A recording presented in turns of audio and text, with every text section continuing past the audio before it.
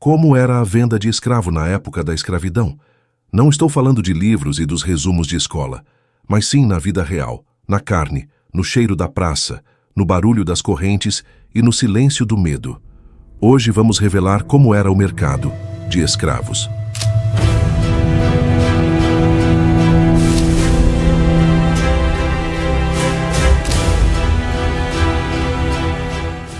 Na verdade, a venda de escravos era simples. Chegavam ao mercado como se leva um boi. Desciam do navio sem nome, sem história, sem defesa. Homens, mulheres e crianças eram colocados em fila, amarrados pelo pescoço ou pelos pulsos, esperando o momento de serem escolhidos como mercadoria. Os compradores não pediam permissão para olhar. Eles cutucavam, puxavam, apalpavam, levantavam a pálpebra, olhavam os dentes, forçavam os braços, batiam no peito, mandavam tossir. Testavam como se testam cavalos ou bois. A diferença é que o que estava à venda respirava, sentia e sofria. A pele era observada com atenção. Cicatrizes podiam diminuir o valor. Mas às vezes o contrário acontecia. Alguns senhores preferiam os já domados, homens com marcas de açoite, mulheres caladas de tanto apanhar. Esses já aprenderam a obedecer, diziam. Havia também os testes de força. Mandavam erguer peso, correr, levantar saco de açúcar ou barril de água. Tudo na frente dos outros, com o suor escorrendo e os olhos no chão.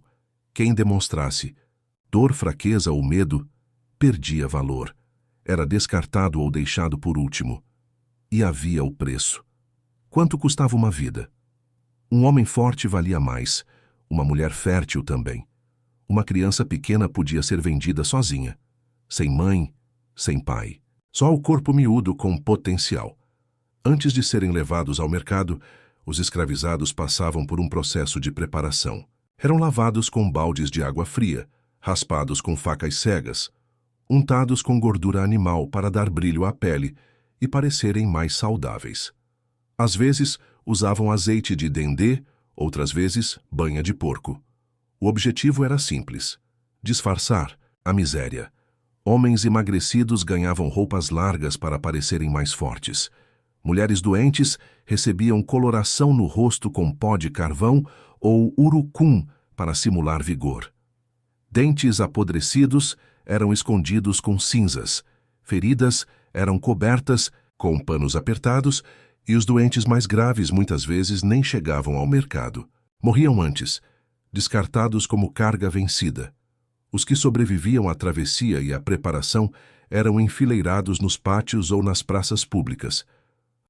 Alguns mercados tinham plataformas de pedra ou madeira onde os corpos eram expostos como em leilão. Subiam um a um de pé, à vista de todos. O leiloeiro descrevia a peça, dizia a idade, o estado de saúde, o histórico de comportamento. Negra de 20 anos, boa cozinheira, sem vícios. Rapaz de 30, forte, sabe lidar com gado. Era assim, como se anunciassem objetos, e havia quem aplaudisse, quem desse risada, quem pechinchasse, quem se aproximasse só para olhar mesmo sem intenção de comprar. Como em uma feira qualquer, em algumas regiões, a venda era silenciosa. Negócio de casa grande, feito entre senhores, longe dos olhos do povo. Em outras era espetáculo.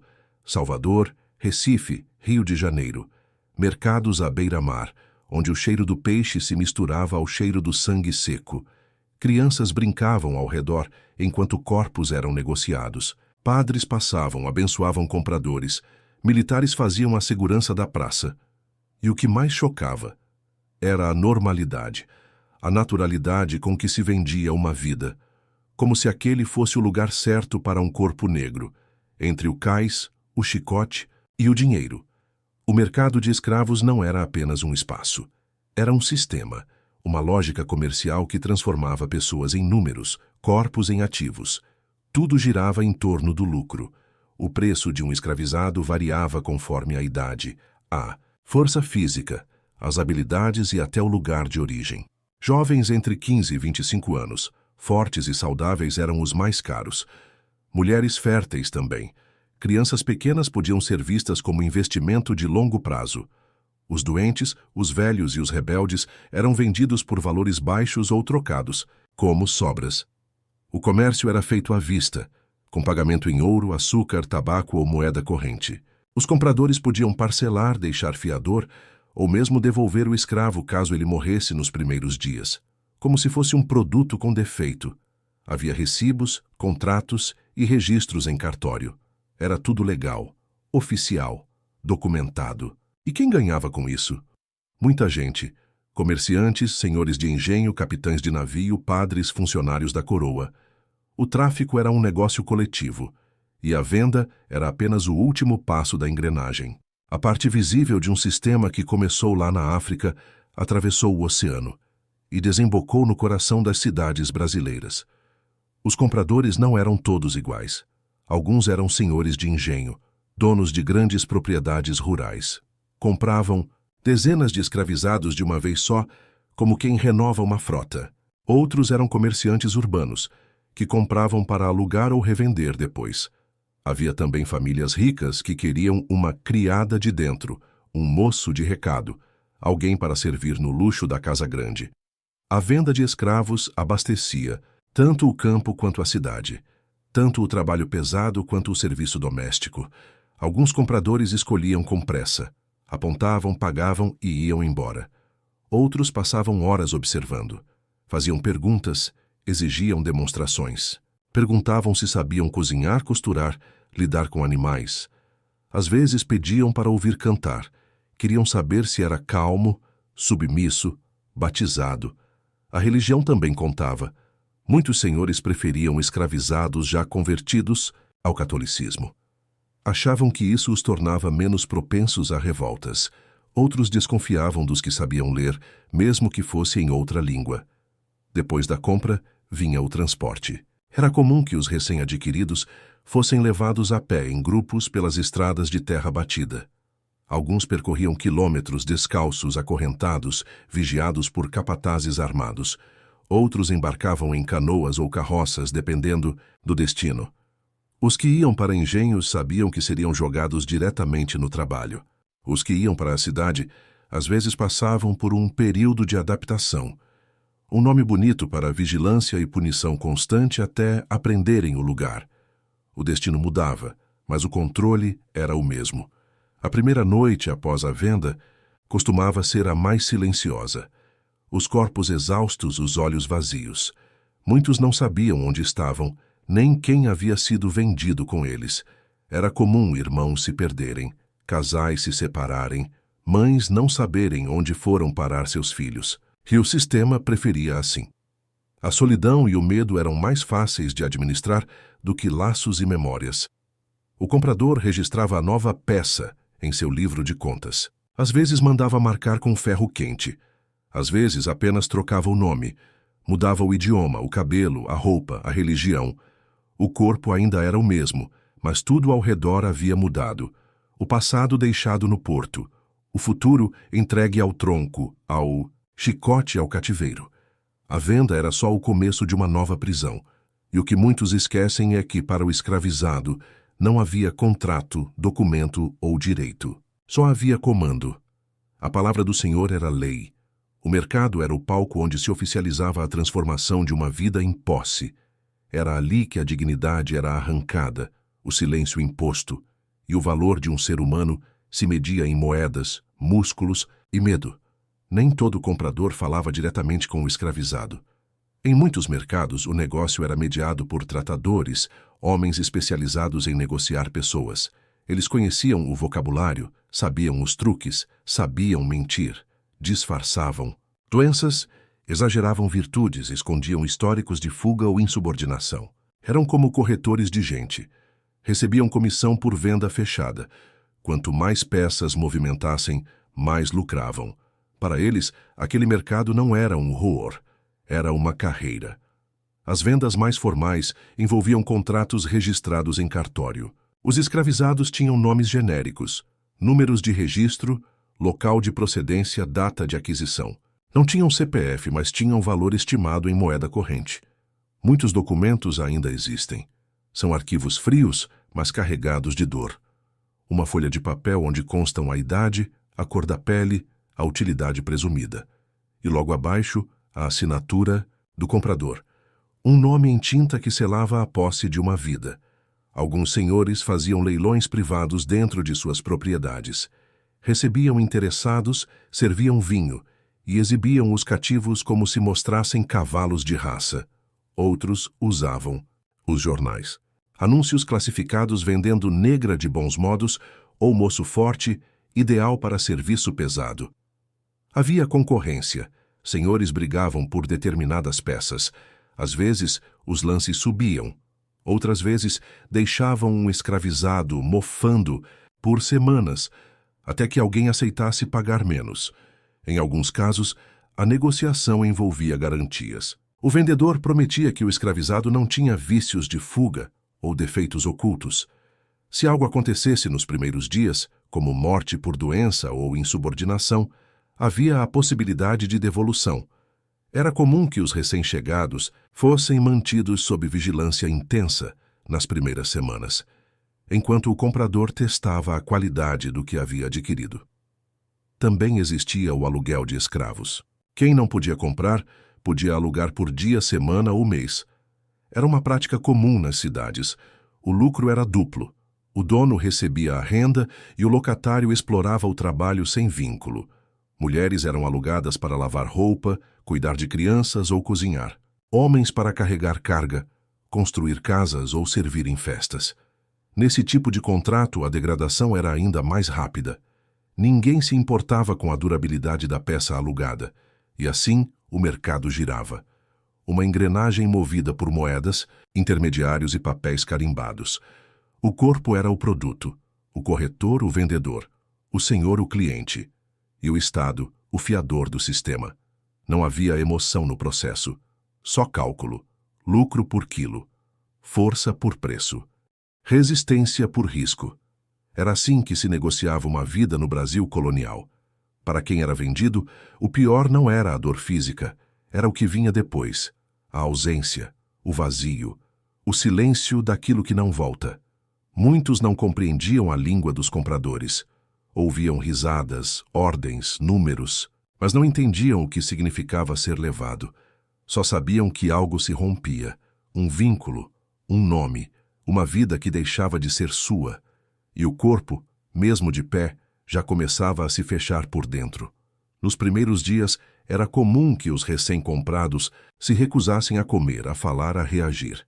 Não era rebeldia, era colapso. A mente desligava, o corpo desligava. Alguns entravam em estados de torpor, olhar fixo, ausência de resposta.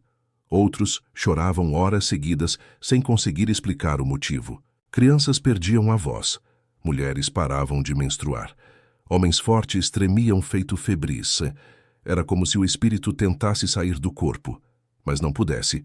Os senhores chamavam isso de melancolia do negro. Achavam que era preguiça, fraqueza, feitiçaria. Mas não era nada disso, era luto, era ruptura psicológica. Um trauma que não tinha nome, nem diagnóstico, nem cura, apenas castigo. Quando um escravizado definhava, o senhor chamava um feitor. E a resposta era sempre a mesma: ferro, corda, imposição. Forçar o corpo a obedecer enquanto a alma ainda se debatia por dentro. Alguns escravizados tentavam manter viva uma memória da aldeia, da família, da língua antiga. Mas esses laços também eram alvo de repressão. Falar na língua de origem podia ser punido. Rezar como se rezava antes podia ser considerado insubordinação. O sistema queria mais do que o corpo.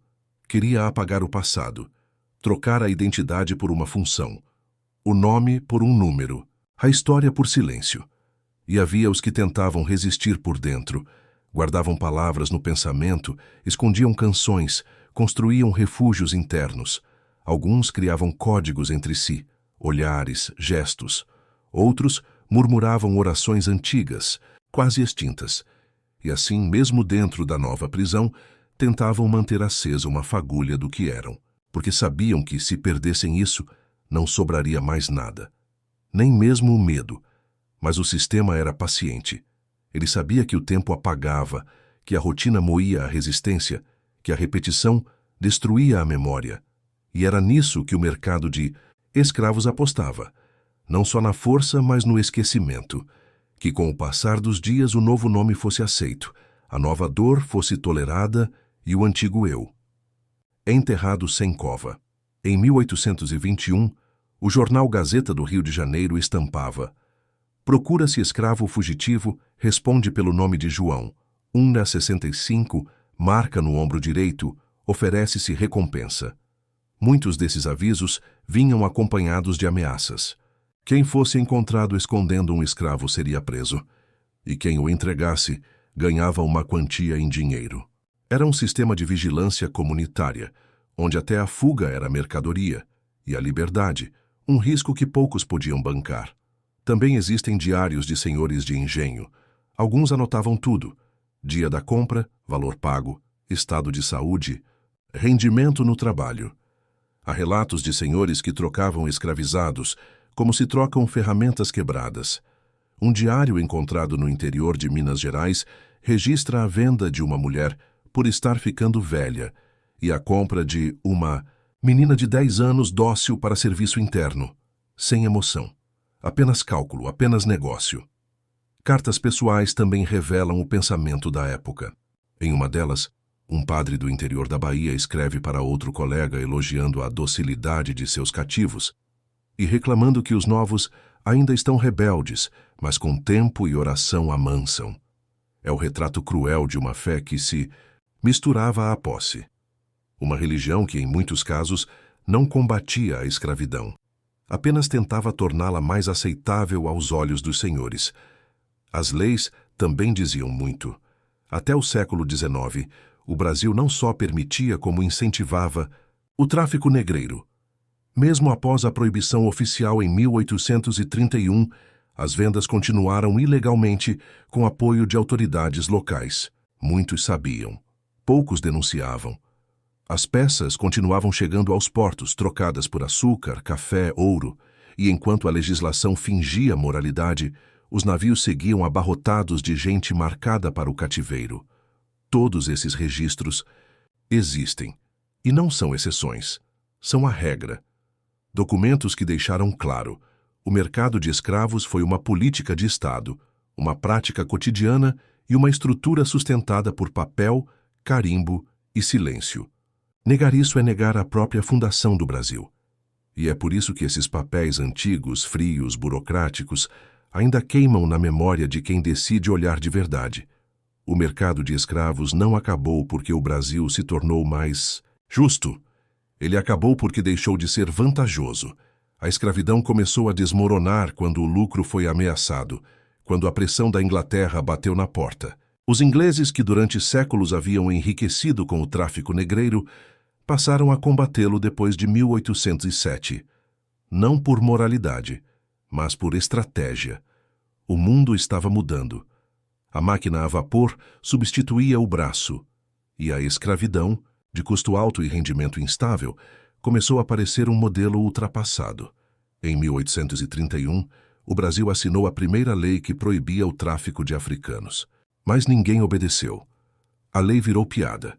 Ficou conhecida como Lei para Inglês Ver. E é daí que surge essa expressão tão falada no Brasil até hoje. Era uma farsa diplomática. O texto existia, mas não era cumprido. Servia apenas para acalmar os ingleses, que pressionavam o Império Brasileiro a abandonar o tráfico. Enquanto isso, os navios continuavam chegando, os portos continuavam movimentados e o mercado seguia lucrando com a venda de gente. Só em 1850, com a Lei Eusébio de Queiroz, o tráfico foi combatido de forma mais efetiva. Mas o sistema já havia se adaptado. Passou a girar internamente, vendendo e revendendo os mesmos corpos, como se fossem peças de reposição dentro de uma engrenagem. Com o tempo, o tráfico acabou. Mas o comércio de escravizados dentro do Brasil se fortaleceu ainda mais. Era comum vender escravos do Nordeste para o Sudeste, de áreas empobrecidas para as zonas de café.